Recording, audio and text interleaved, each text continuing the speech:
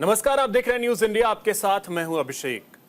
सनातन ही सत्य है और सत्य ही सनातन है। सनातन पर हमला एक फैशन बन गया है। सनातन पर आप कुछ भी बोल सकते हैं, कोई दिक्कत नहीं, क्योंकि सनातन में सहन करने की भी शक्ति है। तभी तो हिंदू देवी देवता पर कोई भी टिप्पणी कर दी जाती है। मंदिर में जाने वाले लड़कों को लड़की छेड़ने वाला बता दिया जाता है। खैर, सनातन सबको अपने में समाहित भी कर लेता है। लेकिन जरा सोचिएगा, क्या देश के बाहर जाकर देश के बारे में ऐसी बातें अक्सर जो बोली जाती हैं, जो बातें देश हित में नहीं होती हैं, क्या ऐसा बोला जाना चाहिए? अगर घर की लड़ाई है तो घर में होनी चाहिए।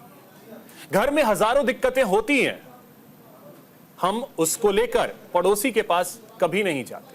घर में रहकर ही, घर वालों के साथ मिलकर ही समस्या का समाधान खोजते हैं।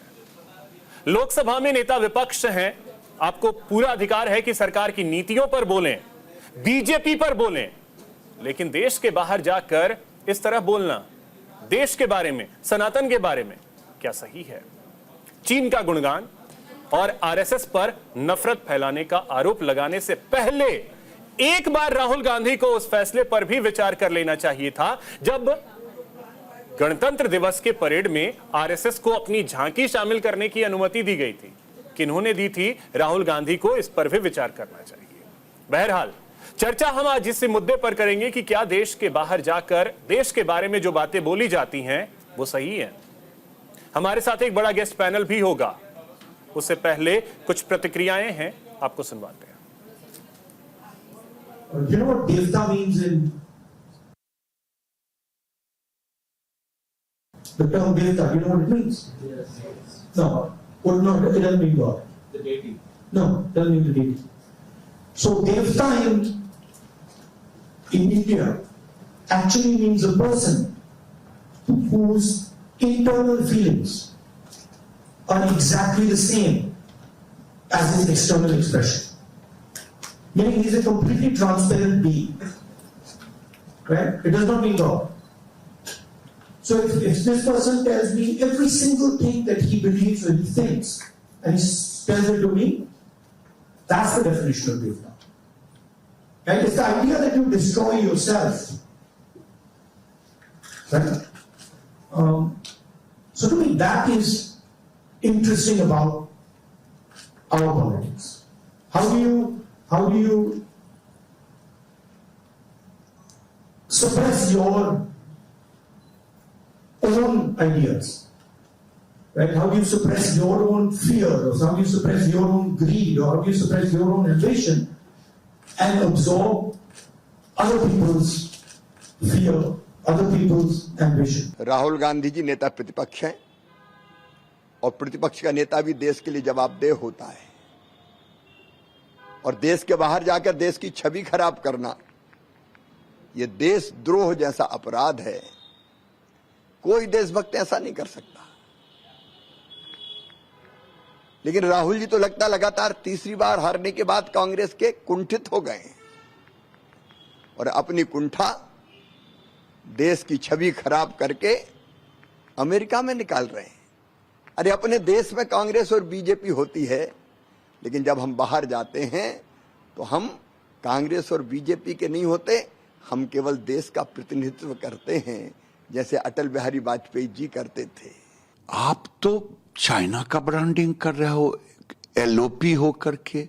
सैम पेट्रोडा ने आपको जरूर कहा कि ये पप्पू नहीं है, सैम पेट्रोडा वही हैं जो सैम पेट्रोडा भारत को क्या कहा था कि ये इधर के लोग अफ्रीकन हैं, इधर के लोग चिंपांजी हैं।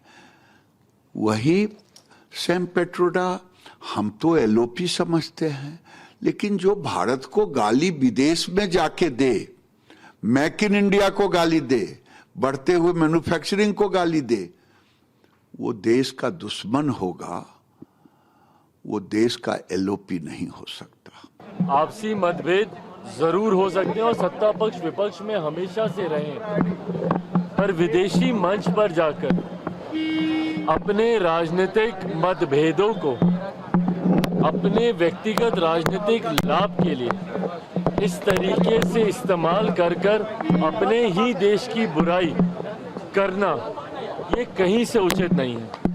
इस तरीके से विदेश में जाकर आपको कोई भी एतराज़ है, आप भारत में रहिए, आप तो एलओपी भी हैं, आप सरकार के समक्ष अपने सुझाव भी रख सकते हैं, अपनी चिंताएं भी रख सकते हैं, पर इस तरीके से दूसरे देश में जाकर भारत की बुराई करना कहीं से उचित नहीं है।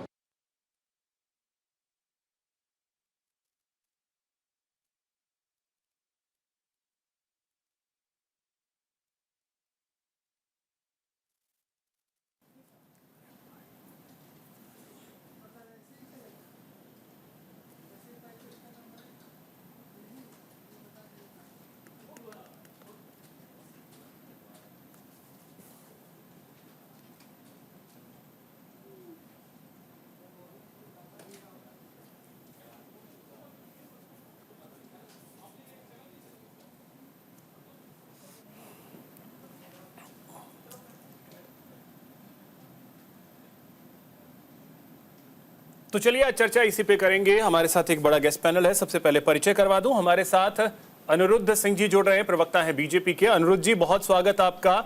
हमारे साथ शुभ्रांश राय जी हैं, प्रवक्ता हैं कांग्रेस के। शुभ्रांश जी बहुत स्वागत आपका। हमारे साथ हर्ष रंजन जी हैं, वरिष्ठ पत्रकार हैं। हर्ष जी बहुत स्वागत।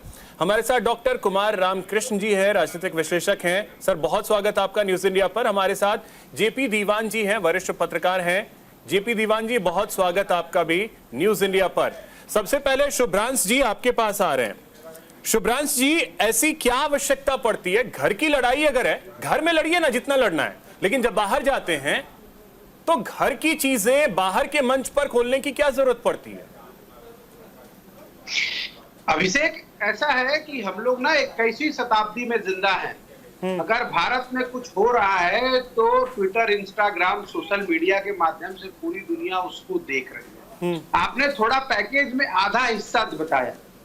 राहुल, 3-4 बातों पे मैं आपका ध्यान आकर्षित करना चाहता हूँ। सबसे पहले तो आपने जिक्र किया आरएसएस के गणतंत्र की झांकी। आप अपने दर्शकों को बताना भूल गए कि ये वही आरएसएस है जिसने आजादी के बाद 52 सालों तक अपने मुख्यालय पे तिरंगा नहीं फहराया। ये आरएसएस की देशभक्ति है हिंदुस्तान और हिंदुस्तान के तिरंगे के लिए। एक बात। दूसरी इंपॉर्टेंट बात देखिए अभिषेक, इतिहास से हम सबको प्रेरणा लेनी चाहिए और प्रेरणा मिलती भी है। अगर इतिहास की किताबों में दर्ज है कि औरंगजेब ने मंदिर तोड़वाया था, तो हम आज तक पढ़ते हैं कि औरंगजेब ने मंदिर तोड़वाया था, हमने देखा तो था नहीं। उसी तरह इतिहास की किताबों में दर्ज है कि 1942 भारत छोड़ो आंदोलन में जब पूरा देश गांधी के साथ खड़ा था तो आरएसएस अंग्रेजों के साथ खड़ी थी। ये आरएसएस की देशभक्ति का प्रमाण, क्योंकि ये कह देने से कि नमस्ते सदा वत्सले मातृभूमि, इससे आपकी देशभक्ति का सर्टिफिकेट नहीं बढ़ जाता। ठीक है। इतिहास और इतिहास की किताबों में आपकी देशभक्ति दर्ज है। तीसरी इंपॉर्टेंट बात, आरएसएस की सोच। अभी आरएसएस प्रमुख मोहन भागवत जी ने कहा कि महिलाओं की जगह सिर्फ 2 ही है, वो किचन में रहेंगी और घर की हाउसवाइफ बन के रहेंगी।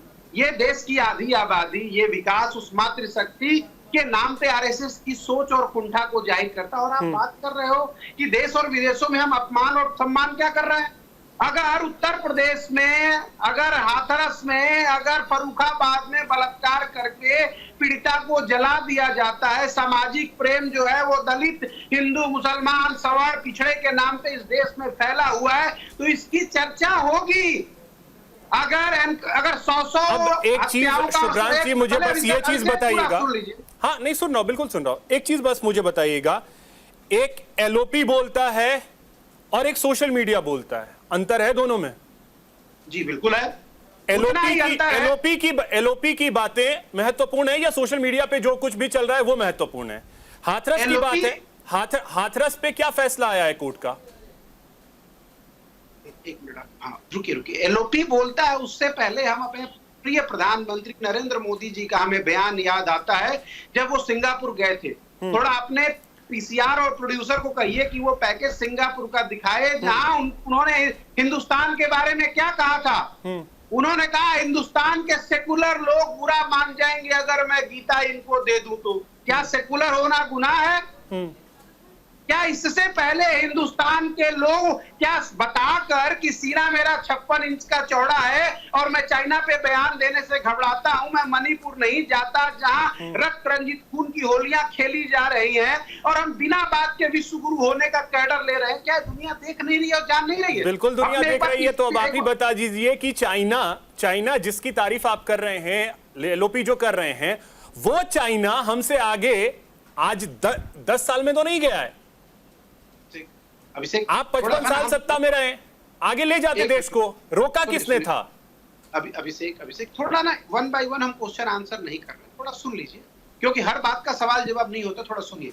हम चाइना की तारीफ नहीं कर रहे हैं। मेक इन इंडिया के नाम पर नरेंद्र मोदी जी जो देश को धोखा दे रहे हैं कि सारा माल चाइना से मंगाकर मेड इन इंडिया का ठप्पा लगाकर दे रहे, ये मैं आपको बताने की कोशिश कर रहा हूं।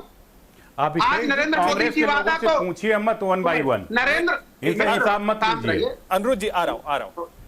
नरेंद्र मोदी जी बात करते थे 2 करोड़ नौकरी और रोजगार का, वो नहीं दे पाए क्योंकि उन्होंने सारा मैन्युफैक्चरिंग हब जो है वो चाइना से लिया और लेकर यहाँ ठप्पा मार कर दिया। ये अंतर देखिए, विविधा देखिए। हम तारीफ नहीं कर रहे, हम अरे शिवराज जी, तो वो घर में लड़ेंगे ना कि बाहर जाकर के लड़ेंगे? अरे भैया, क्या घर और क्या बाहर होता है?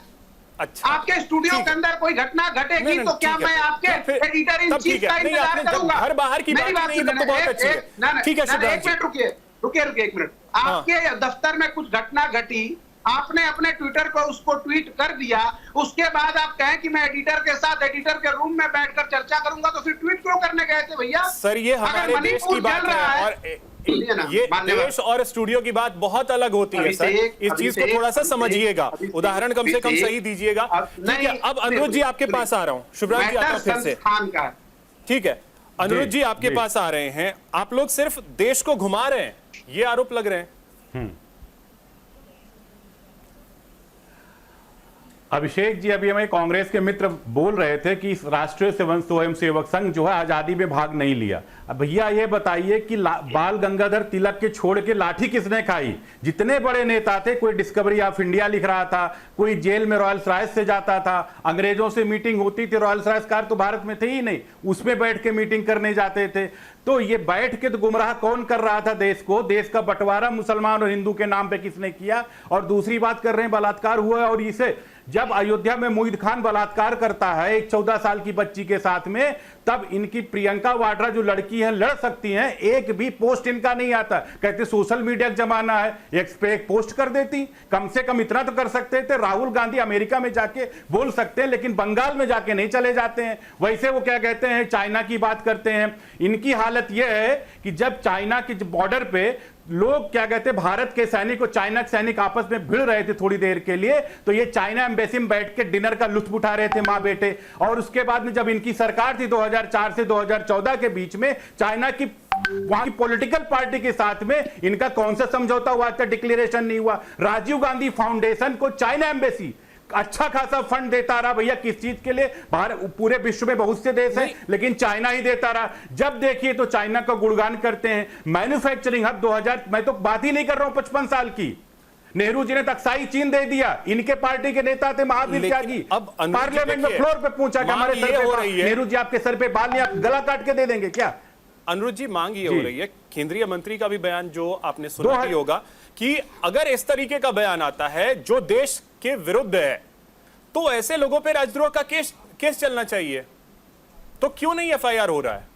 क्यों नहीं? वो लोग देखिए, कांग्रेस के जो लीडर हैं बाहर जाते हैं, उनकी हमेशा हैबिट रही है कि वो भारतीय जनता पार्टी का विरोध करते करते देश का विरोध करने शुरू हो जाते हैं। फिर उनके चरण चुंबक चारों तरफ से घूम के इनको इंडोर्स करने लग जाते हैं। उनको यह नहीं पता होता है कि भैया भारतीय जनता पार्टी का आप नीतियों पे विरोध करिए, कंस्ट्रक्टिव विरोध करिए ना, जम के विरोध करिए, पॉलिसी विरोध करिए। लेकिन अगर आप देश के दुश्मन का साथ देते हैं, अगर आप उनका विरोध करते हैं या अगर आप उनके साथ खड़े होते हो, देश के विरोध में जाते हैं, तो हमेशा प्रश्न उठता है। यह बात कर रहे हैं मैन्युफैक्चरिंग सेक्टर का, 2004 से 2014 सारे इकोनॉमिस्ट भरे हुए थे। मैन्युफैक्चरिंग सेक्टर में क्या ग्रोथ था? इनका जीडीपी में मैन्युफैक्चरिंग सेक्टर का कितना % शेयर था?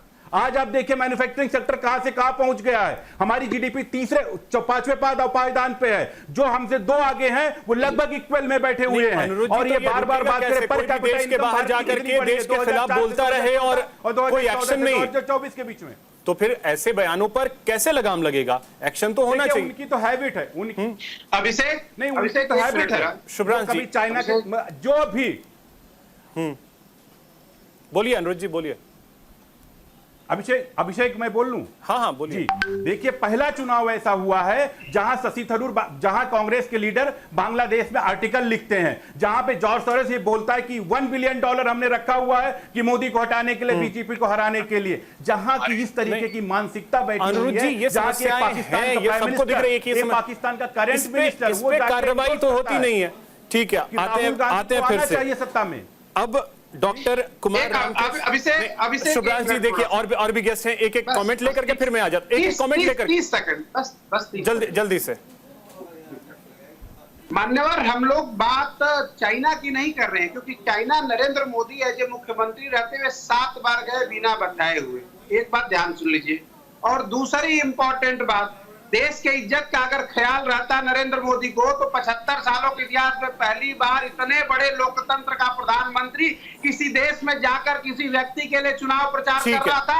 अब की बात ट्रंप सरकार। शुभ्रांश जी, अब डॉक्टर रामकृष्ण आपके पास आ रहे हैं और समझना ये चाहेंगे तो हैसियत बताती राहुल गांधी की हैसियत क्या है, ये बताती हो नरेंद्र मोदी की क्या हैसियत है, अमेरिका के अंदर जाके बोल सकते हैं किसकी सरकार होगी। डॉक्टर रामकृष्ण जी, आपसे अब समझना चाहेंगे यही कि ऐसी क्या आवश्यकता पड़ती है कि आप हमेशा विदेशी मंच ढूंढते हैं इस तरीके की बातों के लिए? देश के मंच में बोलिए ना, क्या दिक्कत है?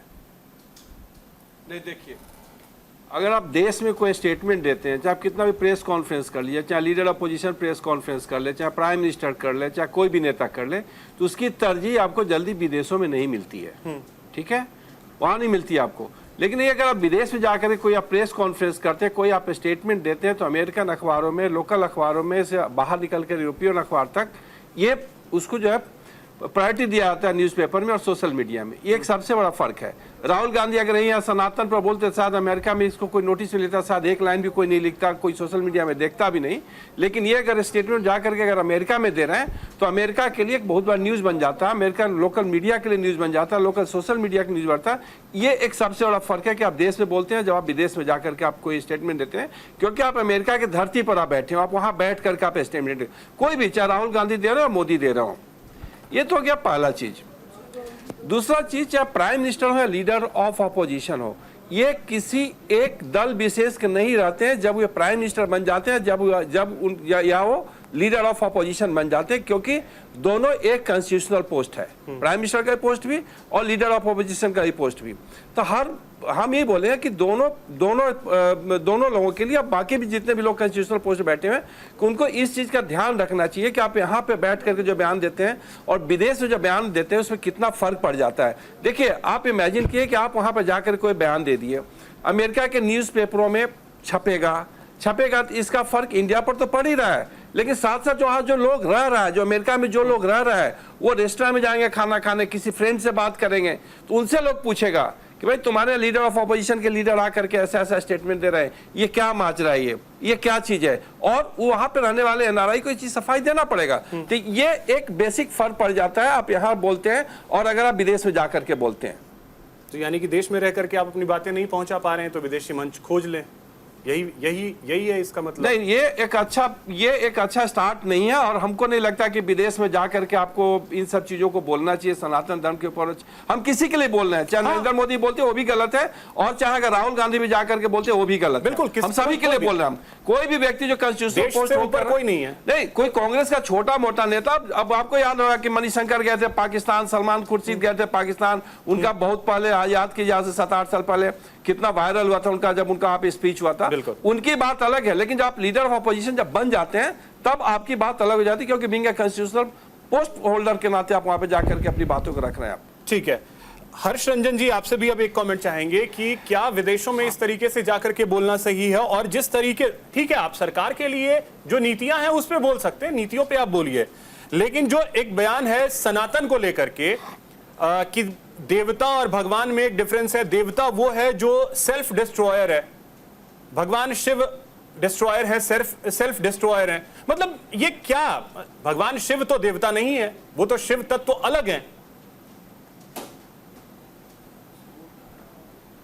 जी बिल्कुल, मैं आपकी बात से सहमत हूं, बल्कि मैं यहां से शुरू करना चाहता हूं कि विदेश जाने के बाद देश की नीति पर चर्चा किया जाना या अपने देश की सरकार पर चर्चा किया जाना किसी दूसरे के सामने, इसका क्या उद्देश्य हो सकता है, ये मेरी समझ से परे है। क्योंकि हमने देखा कि चुनाव के बाद राहुल गांधी काफी आक्रामक स्थिति में आए और एक सशक्त विपक्ष का उन्होंने नेतृत्व करना शुरू किया, जिसका स्वागत किया जाना चाहिए, चाहे वो संसद हो या देश के कहीं बाहर हो, चुनाव हो, या आप राजनीतिक दृष्टिकोण से उसको देखें।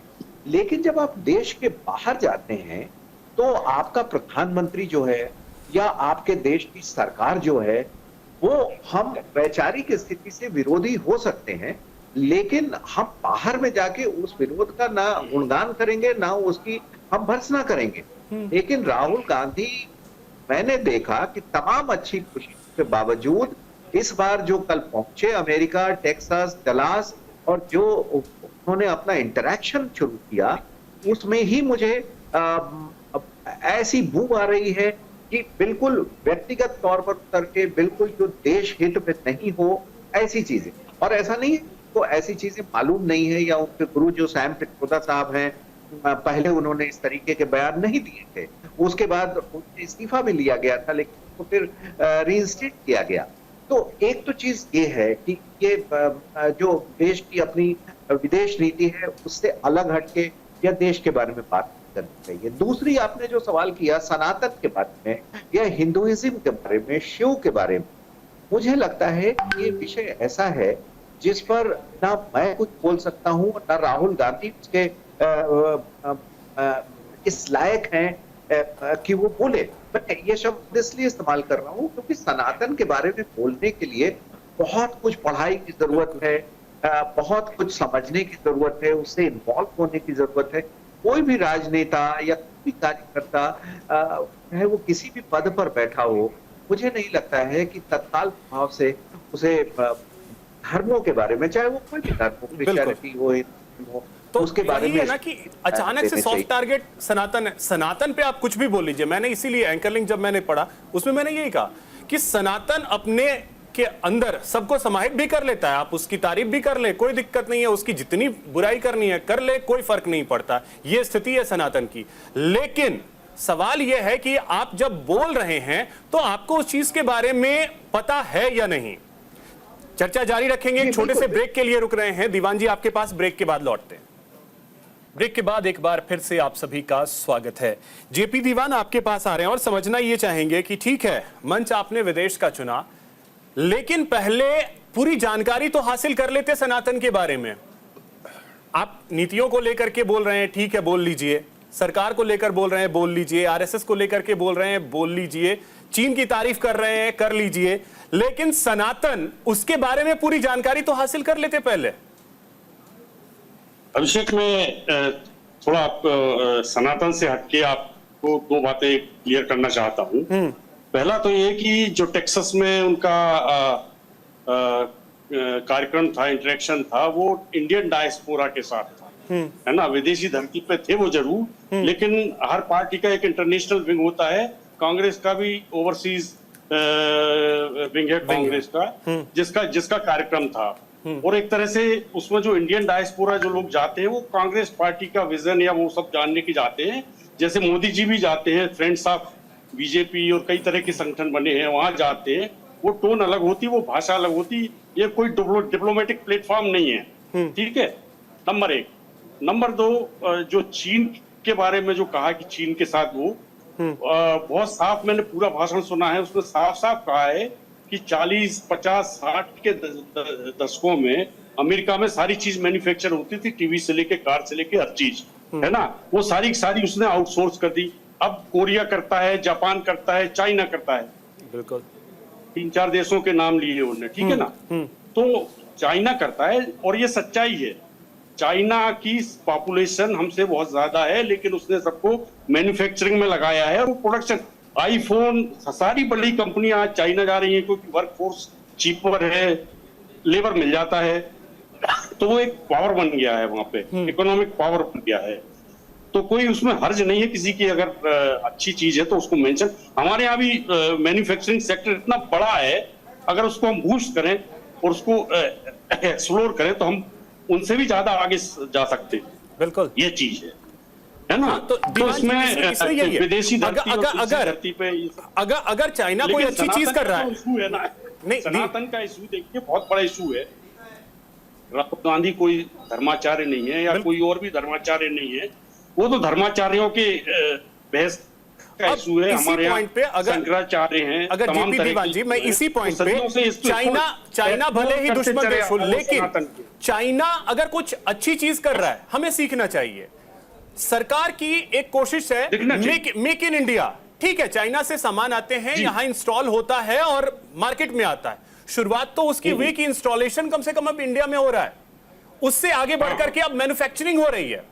अब अगर अमेरिका की धरती पे बैठ करके आप चाइना के बारे में यह कह रहे हैं कि ग्रोथ चाइना ने किया है, अब मेक इन इंडिया वही कोशिश है कि हम अपने देश में बनाएं, तो आप उसकी भी बिल्कुल उसकी भी बुराई आप कर रहे हैं। उसको भी करना चाहिए, मेक इन इंडिया को करना चाहिए आपको। आपकी हमारे यहाँ का तो ओरिजिनल डाइवर्सिटी, मतलब बुनकरों से लेकर के हैंडीक्राफ्ट्स और पीतल और ये और वो तमाम तरह के वो हैं जो इस सेक्टर में प्रोड्यूस होते हैं, कारपेट्स और सारा चीजें। बिल्कुल, लेकिन और अगर सेमीकंडक्टर, वियतनाम सबसे ज्यादा सेमीकंडक्टर बना रहा है, तो सेमीकंडक्टर की भी कोशिश है सरकार की, सेमीकंडक्टर का हब इंडिया बने, तो इसमें कहां गलत नहीं है? मेक इन इंडिया है, प्रयास हो रहे हैं, उनके सरकारों ने भी किए, सरकार भी कर रही है, वो सब ठीक है। लेकिन जहां तक ये इकोनॉमिक उसका सवाल है, आपको उस हिसाब से तो राहुल गांधी को अमेरिका से बाहर कर देना चाहिए, क्योंकि उसने अमेरिका को क्रिटिसाइज कर दिया है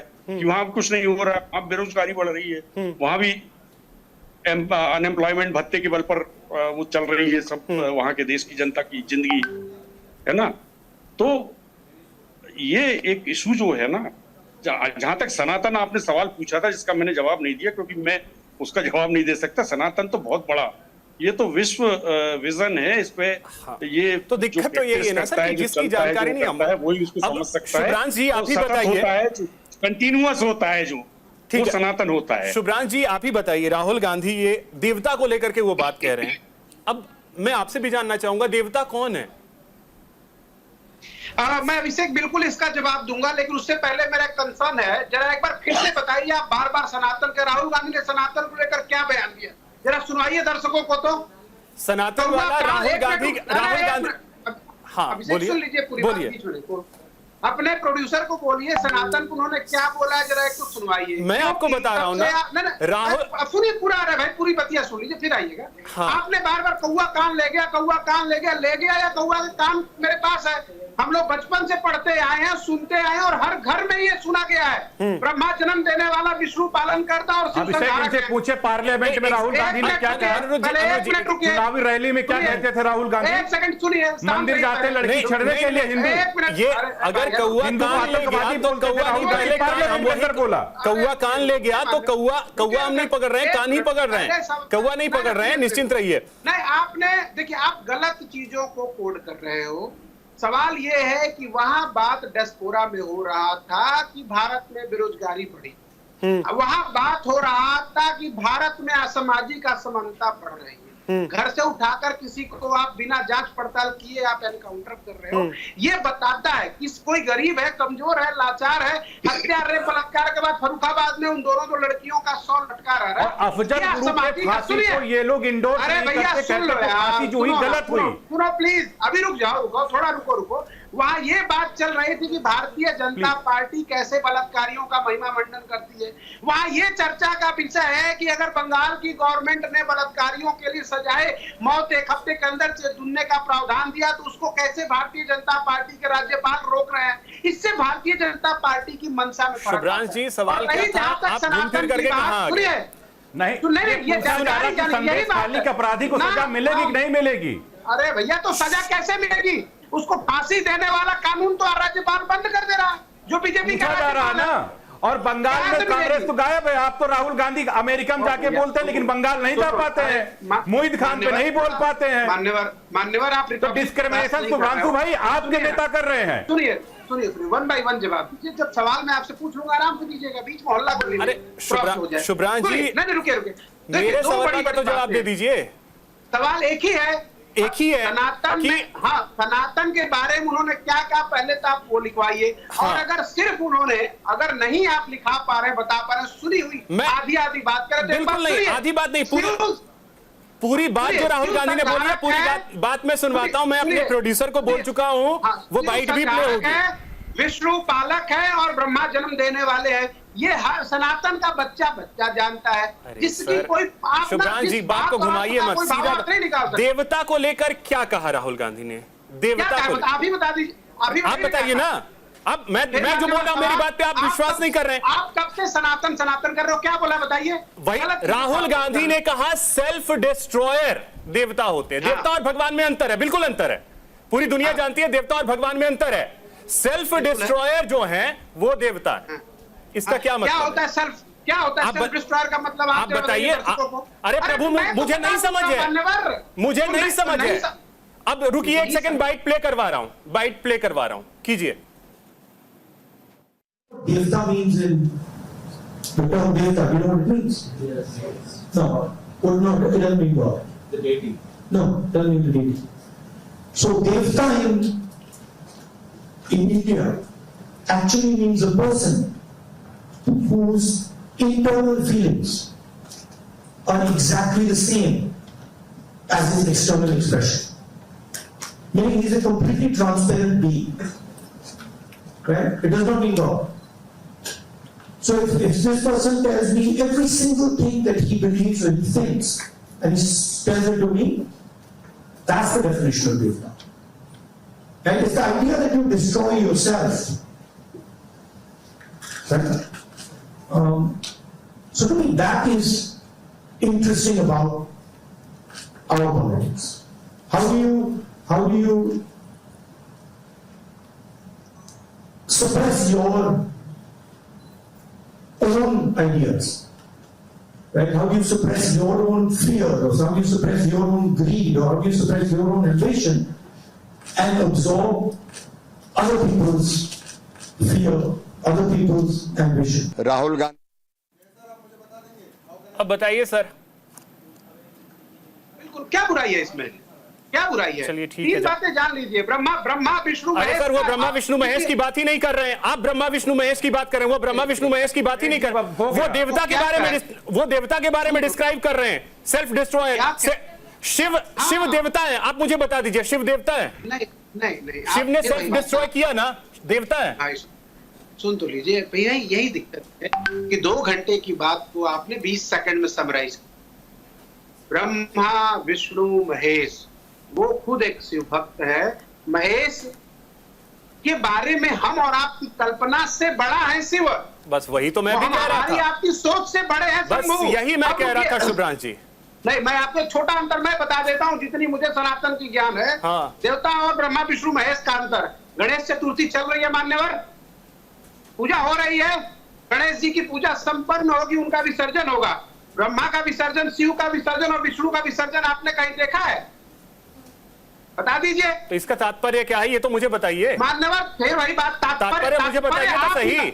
नहीं, मैंने सिंपल से आपको बाइट भी सुनवा दिया, सिंपल सी बाइट भी आपको सुनवा दी। अब आप मुझे ये बता दीजिए कि देवता कौन है जिसके बारे में वो कह रहे हैं सेल्फ डिस्ट्रॉयर? शिव ने सेल्फ डिस्ट्रॉय किया, गणेश ने सेल्फ डिस्ट्रॉय नहीं किया था। किसको शिव ने किया भैया? किसको क्या उन्होंने कहा कि शिव ने किसको सेल्फ डिस्ट्रॉय किया? जरा बताइए, थोड़ा मतलब तो उसका निकाल लीजिए। अरे मतलब आप बताइएगा ना, आप नेता आपके बोल रहे हैं, हम मतलब क्या बताएंगे? आप बताइएगा। तो जो मैं आपको मतलब बता रहा हूं उसको सुन लीजिए और आगे के कार्यक्रम में चलाइएगा।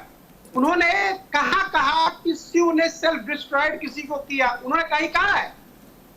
उन्होंने तो शिव की तारीफ करी, वो स्वयंभू है। ठीक है, वो स्वयंभू जी आप बोलिए। तारीफ करी। ठीक है शुभ्रांश जी, बात के सनातन पे मत जाइए। ठीक है, ठीक है, अब सुन लीजिए। युवा बेरोजगार है, महिला बेटियों का सम्मान यहाँ नरेंद्र मोदी के राजकाज में खतरे में पड़ा है और सामाजिक। ठीक है शुभ्रांश जी, अब चुकी है, अनुज जी बोलिए। सबसे बड़ा चैलेंज है। अनुरुद्ध जी बोलिए।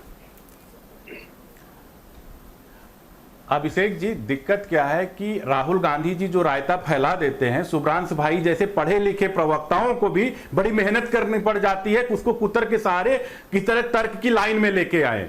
बड़ी समस्या हो जाती है। इन लोग पढ़े लिखे लोग हैं लेकिन उनको बड़ी समस्या हो जाती है क्योंकि वो ऐसा रायता फैला देते हैं। हर टीवी डिबेट में होता है क्योंकि वो रायता कुछ फैला देते हैं, पढ़े लिखे इनके प्रवक्ता आते हैं, उनको कुतर के सहारे कुछ न कुछ तर्क देना रहता है। दिक्कत क्या है कि राहुल गांधी जी हैबिचुअली अफेंडर है हिंदुओं को बदनाम करने के लिए। कहीं भी आप देखिए, पार्लियामेंट में उठा के आप देख लीजिए, आप कहेंगे क्या कहते हैं, हिंदू लोग मंदिर जाएंगे लड़की छेड़ने के लिए जाते हैं। आप अभी तेलंगाना में उन्होंने जाके क्या बोला, उनके नाना नेहरू जी खुद कहते थे मैं एक्सीडेंटल हिंदू हूं। तो डेफिनेटली सी बात है कि वो जो मन में जहर रहता है ना, वो कहीं ना कहीं किसी न किसी रूप में निकल जाता है। अभी एक मित्र कह रहे थे कि वो इंडियन डायस्पोरा, देखिए साहब पॉलिटिकल पार्टी होती है, कहीं भी अपनी बैठक करती सिर्फ ये बैठक करती है कि देश को बदनाम करने के लिए नहीं बैठक करती है। वो ये कहती है कि हमारा ग्रोथ कैसे हो और उसके लिए केवल फोटो अपॉर्चुनिटी बाहर दिखाई जाती है। क्या डिस्कशन होता है? ये नहीं, ये भारत को बैठ के क्या कहते हैं, वहां पे उनके भारत के एनिमी कंट्री को आप बैठ के वहां पे महिमा मंडन कर रहे हैं। और ये आज की नहीं है, हमेशा की। ऐसे आप डिजिटल इंडिया को लेके आप प्रश्न उठाते थे जब यूपीआई पेमेंट की बात आई, अरे भारत कैसे कर सकता, अमेरिका कर सकता है, क्योंकि इनकी नानी दिखाती थी भारत सपेरों का देश है, यहां सांप सपेरे और कुछ हो नहीं सकता। आज पूरे विश्व में 50% से ज्यादा यूपीआई पेमेंट का जो कंट्रीब्यूशन है वो इंडिया का है, भारत का है। तो दिक्कत इन लोगों की यह है कि इतना बड़ा ग्रोथ नहीं दे सकते हैं। एक स्केलेबिलिटी स्पीड का जो ट्रांसफॉर्मेशन के तरीके से ग्रोथ होता है, जहां एनएचआई बनता था, शुभ्रांशु भाई को बहुत अच्छे से पता होगा लेकिन बोलेंगे नहीं। यहाँ पे NS24 था 2004 से 2014 में रुका पड़ा हुआ था, लेकिन जब 2014 में नरेंद्र मोदी जी की सरकार जबरदस्त एक्सपोर्ट बन गया। लेकिन ये लोग बोलेंगे नहीं, डेवलपमेंट देख रहे हैं। आप तो बेचने पे लगे हुए हो, वो NHI कांग्रेस ने बनाया, आप तो बेचने पे लगे हुए हो। आप तो आपने क्या क्या बेचा? अक्साई चैन बेचा, कश्मीर को बेच दिया, पाक ऑक्युपाइड, शुभ्रांश भाई पूर्वी पाकिस्तान बंगाल को आधा कर दिया आपने। वाली बात है, की जनसंख्या आपकी देखिए, एक बड़ी दिक्कत वाली बात है। प्रयागराज वाला वो वीडियो आपने भी देखा होगा, प्रयागराज वाला वो वीडियो शुभ्रांश भाई आपने देखा होगा कि बीजेपी बेच रही है। एक सवाल राहुल गांधी के सामने आ गया कि तो ठीक है आपकी सरकार आएगी तो सब खरीद लीजिएगा वापस, क्या राहुल गांधी के पास जवाब नहीं था। तो फिर वही बात, एक बात बताइए। नहीं बड़ा यही अच्छा चीज, सवाल पूछा। यही चीज है। नहीं प्राइवेटाइजेशन एक बड़ी सच्चाई है आज की। आपने प्रयागराज वाला अच्छा सवाल किया, सुनिए। तो वही मैं आपको बता रहा हूँ। अभी बोलने दीजिए, बाकी पैनल भी। वो नहीं खरीदेंगे, लेकिन जिस माध्यम से ईडी के छापे डाल कर अगले दिन कंपनियों का अधिग्रहण कराया, अनुरुद्ध जी जल्दी से 10 सेकंड में बात पूरी कीजिए, मैं आगे बढ़ता हूँ। उसी तरह से वो ठीक है अनुरुद्ध जी जल्दी से। बेचने में तो गजब माहिर हैं। वो तो नेहरू जी से शुरू हो गया, अक्साई चेन दे दिया, पाक ऑक्युपाइड, उसमें कश्मीर को इन्होंने दे दिया, उधर बंगाल को बांटा, पूर्वी पाकिस्तान बना दिया। आप बेचने में तो जबरदस्त माहिर है महाराज। बेचने में 2004 से 2014 से आपने बेचा ही बेचा। और राहुल गांधी कम से कम तब तो चलती थी खूब, लेकिन कुछ भी उन्होंने रिस्टोर नहीं कर पाए वो। ठीक है डॉक्टर रामकृष्ण, इनकी हालत अभी आपके पास है राहुल जी की। मैं बस 10 सेकंड हाँ जल्दी से अनुरुद्ध जी। इंदिरा गांधी जी का जब सबसे बुरा दौर आया तो 154 सीट जीती थी वो, जब वो हार गई थी। और राहुल गांधी जी का जब पीक आया तो केवल 99 पाए, लेकिन 100 का आंकड़ा भी नहीं पाए। उसमें इतना ढोल बजा बजा के वो एक कुंठा में भर गए, कितना गाली दे दे, कितनी गाली दे दे, और भारतीय जनता पार्टी का विरोध करते करते ठीक है विरोध कर निकलते हैं। डॉक्टर रामकृष्ण, अब यही मैं आपसे समझना चाहूंगा। देखिए सनातन को लेकर के हम या आप भी सनातन को लेकर के पढ़ते हैं, जानते हैं, लेकिन जब हम कुछ बोल रहे हैं तो कम से कम उसकी प्रामाणिकता तो अपने पास रखें। देखिए सबसे बड़ी चीज है कि राजीव गांधी एक लीडर ऑफ अपोजिशन तो है ही, फ्यूचर के राहुल गांधी मतलब लीडर ऑफ अपोजिशन तो है ही, और फ्यूचर के लिए प्राइम मिनिस्टर पद के लिए दावेदारी भी कर रहे हैं, फ्यूचर के लिए प्रधानमंत्री पद के उम्मीदवार भी हैं। उनको एक स्टेट्समैनशिप दिखलाना चाहिए, और स्टेटमेंटशिप में ना कहीं उनके पर्सनालिटी में बहुत बड़ा एक लैक है। हमको लगता है कि वो दूर करने की जरूरत है। अमेरिका में बैठ कर सनातन में बात करने की कोई जरूरत ही नहीं है। क्या पड़ा सर, बाकी बहुत सारी आप इकोनॉमिक फ्रंट पे बात कीजिए ना। इंडिया क्या 5th लार्जेस्ट इकोनॉमी नहीं है आज का पूरे दुनिया के अंदर? क्या 4th बनने के लिए अग्रसर नहीं हो रहा इंडिया? क्या चाइना में प्रॉब्लम नहीं है? चाइना में युगर मुसलमानों के लिए बोलने की हिम्मत है किसी को अमेरिका में जाकर करके? क्या मुसलमानों का चाइना में क्या हालत हो रखा है? चाइना में बहुत सारी समस्याएं हैं। चाइना की तारीफ करने की क्या जरूरत है बैठ करके अमेरिका में? आज इंडिया के बारे में बात करते हैं आप लोग, किसी की हिम्मत नहीं कि बैठ कर के इंडिया में जो आबादी जितना तेजी से बढ़ रहा है, पॉपुलेशन जितना तेजी से बढ़ रहा है, उस पॉपुलेशन को कैसे कंट्रोल किया जाए और कैसे उसको रोका जाए। हम तो कहते हैं कि अपोजिशन हो चाहे रूलिंग पार्टी हो, सबको बैठ करके सारी बातों पर चर्चा करनी चाहिए। एक तरफ का पॉपुलेशन बढ़ते जा रहा है, दूसरे तरफ बात करें कि मेरा बेरोजगारी बढ़ते जा रहा है, ये सारी बहुत सारी चीजें हैं जिसे बैठ कर डिस्कशन करना चाहिए। और हमको लगता है कि राहुल गांधी से कहीं ना कहीं सनातन की बात छेड़ कर करके अमेरिका में चाहे इंडियन डायस्पोरा पे बोले हो, चाहे किसी जर्नलिस्ट को इंटरव्यू दिए हो, चाहे कुछ भी हो, उनको सनातन के बारे में बात नहीं करनी चाहिए थी। और इंडिया के बारे में ऐसे में एक और चीज है सर कि ठीक है, आप चाइना से अगर कंपेयर कर रहे हैं, 62 युद्ध देख लीजिए, और उसके बाद उससे पहले चाइना भी कोई बहुत बड़ा तोप नहीं था। पिछले 40-45 साल में ही चाइना बना है। अब सिंगापुर का नाम क्यों नहीं ले रहे? अब सिंगापुर देखिए ना कहां चला गया। अब सिंगापुर की बात क्यों नहीं कर रहे हैं आप इंग्लैंड का उस समय का इकोनॉमिक देख लीजिए आज से 50 साल पहले, आज आप इंग्लैंड का इकोनॉमी देख लीजिए, आप अमेरिका का इकोनॉमी आप देख लीजिए आज से 30 साल पहले, आज अमेरिका की इकोनॉमी देखिए कहां पे जा रहा है। तो इकोनॉमी तो आजकल पूरा वर्ल्ड वाइड इंटीग्रेटेड इकोनॉमी हो गया है। कल अमेरिका में एक बैंक का क्या गिरा थोड़ा सा, इंडिया में शेयर बाजार गिर गया 1000। बात समझ रहे, हमारा जो मार्केट है पूरा वर्ल्ड का एक इंटीग्रेटेड इकोनॉमी हो गया हुआ है। अमेरिका में कुछ होगा तो उसका फर्क इंडिया पे भी पड़ेगा, चाइना पे भी पड़ेगा। तो आप उस ढंग से बातें नहीं कर, आप बात रखिए और एक अपना स्टेटमेंटशिप दिखलाइए। और हमको लगता है राहुल गांधी जी को स्टेटमेंटशिप थोड़ा और अच्छा से दिखलाने की जरूरत है फ्यूचर में। ठीक है हर्ष जी, मैं आपसे भी अब यही समझना चाहूंगा कि ठीक है, अच्छी चीजों के बारे में अगर दुश्मन भी है तो उससे अच्छी चीज लीजिए, कोई दिक्कत नहीं है, चाहे वो चाइना हो या पाकिस्तान में भी अगर कोई अच्छी चीज है लीजिए। लेकिन सवाल यही है कि हम पीछे रह क्यों गए, ये भी तो सवाल पूछा जाएगा, क्योंकि चाइना भी कोई तोप नहीं था आज से 50 साल पहले। बिल्कुल, देखिए चाइना जो है अगर आप देखें तो पिछले 15 वर्षों में उनकी इकोनॉमी जो है वो बहुत तेजी से आगे बढ़ी है। लेकिन मैं राहुल गांधी के बयान पर जा रहा हूं और कांग्रेस प्रवक्ता हमारी बात से शायद इत्तेफाक रखें, अगर काटना चाहें तो काट भी सकते हैं। देखिए लंबे समय तक कांग्रेस का रूल रहा है यहाँ पे, बीजेपी का रूल या दूसरे दलों का, जनता दल का बहुत कम समय के लिए रहा है, जनता पार्टी बहुत कम समय के लिए रही, लंबे समय तक कांग्रेस रही है।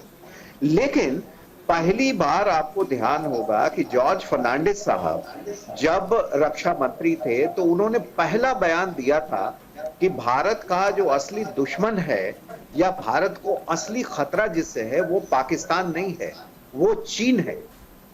इसके पहले इतने दशकों तक कांग्रेस के रूल में ऐसे बयान कभी नहीं आए। तो क्या कांग्रेस जो है चीन को अपना दोस्त समझती है? और उस समय इस बयान पर जॉर्ज साहब के कांग्रेस सहमत थी। तो जाहिर सी बात है कि देश की पॉलिसी में चीन के प्रति जो विदेश नीति है हमारी, उस विदेश नीति का उल्लंघन देश का कोई भी आदमी और खास करके लीडर ऑफ अपोजिशन से तो एक्सपेक्टेड नहीं। ये तो हुई बात। दूसरे उन्होंने धर्म पे जो बोला, शिव को जो बोला, मुझे नहीं लगता है कि even I am competent enough to talk about lord Shiva, वो क्या है, या सनातन। राहुल गांधी जी अगर अपने को कॉम्पिटेंट समझते हैं अथॉरिटी ऑन रिलीजन पर बात करने के लिए तो वो अलग बात है, शायद इसीलिए उन्होंने बोला हो। लेकिन इन सब चीजों से एक चीज जरूर सामने आती है कि वो अपने कुछ ऐसे बयानों से और खास करके विदेश की धरती पर एक टॉपिक ऑफ डिस्कशन जरूर पैदा करते हैं, ये तो कहना पड़ेगा। लेकिन ये उचित नहीं है कि विदेश की धरती पर जाकर आप अपने प्रधानमंत्री, अपने देश, अपनी नीतियों के बारे में आलोचनात्मक रुख रखें, क्योंकि दो बिल्लियों की लड़ाई में फायदा बंदर को होता है और ये फायदा हमें नहीं पहुंचाना चाहिए।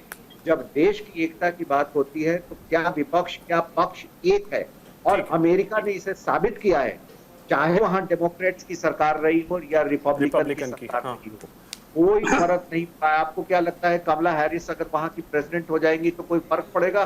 डोनाल्ड ट्रंप हो जाएंगे तो कोई फर्क पड़ेगा? नहीं पड़ेगा। ठीक है, ऐसी कांग्रेस एलओपी को सीखना चाहिए। जी बिल्कुल। जेपी दीवान, देखिए यही होता है, घर में भी अगर मतभेद होता है तो घर की बातें घर में ही सुलझा ली जाती हैं, पड़ोसी के पास नहीं लेकर के जाते। बिल्कुल वही चीज है। बीजेपी, कांग्रेस, आप दोनों देश के लिए काम कर रहे हैं। घर में रह करके घर की समस्याओं पे बात कर लीजिए।